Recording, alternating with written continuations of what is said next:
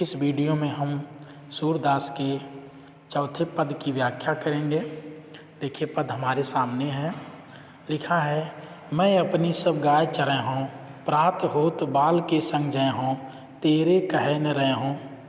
ग्वाल बाल गायन के भीतर, नैकहु डर नहीं लागत। आज न सोऊं नंद दुहाई, रैन रहूँगो जागत। और ग्वाल सब गाय चरै हों, मैं घर बैठे रह हों। सूर श्याम तुम सोई रहो, अब प्रात जान मैं दे हों। देखिए इसका संदर्भ सर्वप्रथम लिखा जाएगा। इस तरह से आप संदर्भ लिखेंगे। इसका प्रस्तुत पद्यांश हमारी पाठ्य पुस्तक में संकलित पद नामक शीर्षक से लिया गया है। इसके रचयिता कृष्णाश्रयी शाखा के प्रतिनिधि कवि सूरदास हैं। सूरदास अष्टछाप के सर्वश्रेष्ठ कवि हैं। इन्हें वात्सल्य सम्राट भी कहा जाता है। तो इस तरह संदर्भ लिखने के बाद पुनः हम इसकी व्याख्या पर आते हैं। देखिए इस पद में उस समय का वर्णन किया गया है कि बाल श्री कृष्ण भोजन करने के बाद माता यशोदा के पास सोए हुए हैं और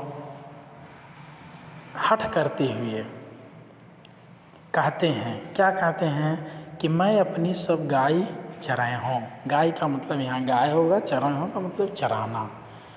बाल श्री कृष्ण माता यशोदा से हठ करते हुए कहते हैं कि हे माँ, मैं अपनी सभी गायों को चराऊँगा।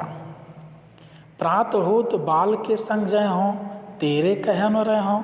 देखिए अर्थ सीधा सीधा है, स्पष्ट है। प्रात का अर्थ यहाँ प्रातः काल, सुबह। होत माने होने पर। बाल का अर्थ यहाँ बलराम जी से है। के संग जय हों मतलब उनके साथ जाऊँगा। तेरे कहे न रह हों अर्थात तुम्हारे कहने पर भी नहीं रुकूंगा। तो अर्थ इसका सीधा सीधा फिर से देखिए। श्री कृष्ण कहते हैं कि हे माँ, मैं अपने सभी गायों को चराने के लिए जाऊंगा।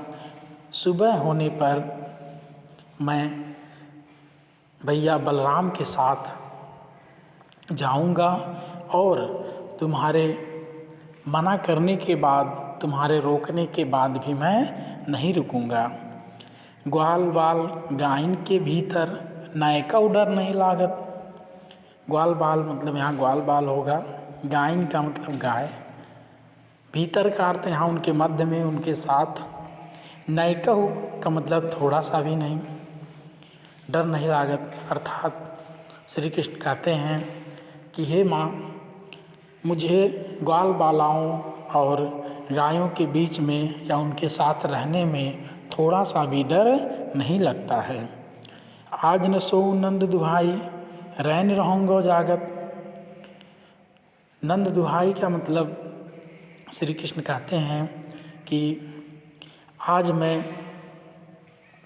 नहीं सोऊंगा। अर्थात इस तरह आप कह सकते हैं कि मैं नंद बाबा का कसम खाकर, उनकी दुहाई देकर कहता हूँ कि आज मैं नहीं सोऊंगा। रैन रहूँगो जागत। रैन का अर्थ यहाँ रात होगा और आज मैं पूरी रात जागता रहूँगा। यहाँ श्री कृष्ण के यह कहने का अर्थ या तात्पर्य है कि उनको यह लगता है कि जब मैं रात में सो जाऊंगा, सुबह मेरी आँख समय से नहीं खुलेगी तो सभी ग्वाल बालाएँ गाय को चराने के लिए चले जाएंगे और मैं कल फिर नहीं जा पाऊंगा। तो इसीलिए वो ये कह रहे हैं कि आज मैं नंद बाबा की दुहाई देकर, उनकी कसम खाकर कहता हूँ कि मैं आज रात भर नहीं सोऊंगा। और ग्वाल सब गाय चरे हों, मैं घर बैठे रहे हों। प्रश्न कर रहे हैं, क्वेश्चन कर रहे हैं कि और सभी ग्वाल बालाएँ गायों को चराने के लिए जाते हैं। अर्थात यह भला कैसे हो सकता है कि सभी ग्वाल बालाएँ गाय को चराने के लिए जाते हैं और मैं घर पर अकेला बैठा रहता हूँ। सूर श्याम तुम सोई रहो, अब प्रात जान मैं दे हों। बाल श्री कृष्ण के इस तरह के हठ को सुनकर माता यशोदा कहती हैं कि हे पुत्र, तुम अब सो जाओ सूर श्याम तुम सोए रहो। अर्थात सूरदास जी कहते हैं कि माता यशोदा कहती हैं कि हे बालक या हे पुत्र, अब तुम सो जाओ, प्रात जान मैं देहूँ। सुबह होने पर, सवेरा होने पर मैं तुम्हें जाने दूंगी, मैं तुझे गायों के साथ जाने से नहीं रोकूंगी।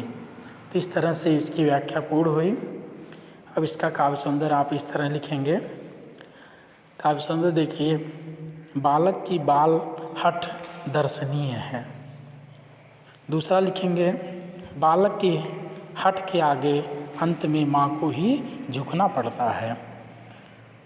तीसरा रस इसमें है वात्सल रस। वात्सल रस वहाँ होता है जहाँ एक माता का अपने पुत्र के प्रति या पुत्र का अपनी माता के प्रति प्रेम दर्शाया गया हो, वहाँ वात्सल रस।